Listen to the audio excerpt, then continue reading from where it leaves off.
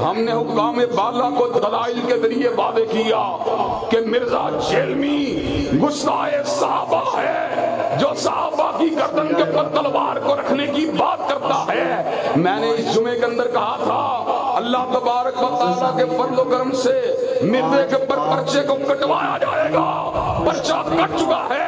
انشاءاللہ اس کو حوالات کے اندر بند کروایا جائے گا اور انشاءاللہ اس کے اوپر تقریباً ہی ایک ماہ ہونے والا ہے کہ ایک مرزا جہلمی، جہلم کا بیٹھا ہوا مردود مفرور اور ملعون مرزا، جس نے سیدنا امیر معاویہ رضی اللہ تعالی عنہ کے خلاف بکواس کی تھی، زبان کھولی تھی، جس نے یہ کہا تھا کہ اگر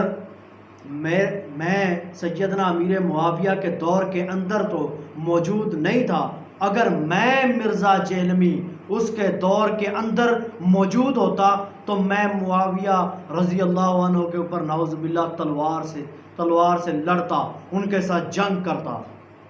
آج اگر معاویہ رضی اللہ عنہ ہمارے دور کے اندر موجود نہیں ہے تو اگر وہ ہماری تلوار سے بچ چکے ہیں تو آج میں مرزا جہلمی کی زبان سے سیدنا امیر معاویہ رضی اللہ عنہ نہیں بچ سکتے۔ ایسا بدبخت ہے، ایسا لعین شخص ہے جس کو نہ صحابیت کا خیال آیا، نہ جس کو یہ پتہ چلا کہ اللہ رب العزت نے سیدنا امیر معاویہ کو کہا تھا کہ اللہم اجعلہ ہادیا و مہدیا، اے اللہ اس معاویہ کو ہادی بھی بنا دے، اس کو مہدی بھی بنا دے۔ اور مہدی جو ہدایت یافتہ ہوتا ہے اس کے بارے میں یہ بک بک کرتا ہے، بکواس کرتا ہے بند کمروں کے اندر بیٹھ کر اور کھلے عام زبان درازیاں کرتا ہے۔ آج اللہ کا شکر ہے الحمدللہ رب العالمین کہ اس ملعون کے خلاف تھانہ ست و قتلہ لاہور کے اندر FIR کٹ چکی ہے۔ آپ سب کے لیے مبارکباد ہے، لیکن اس کے بعد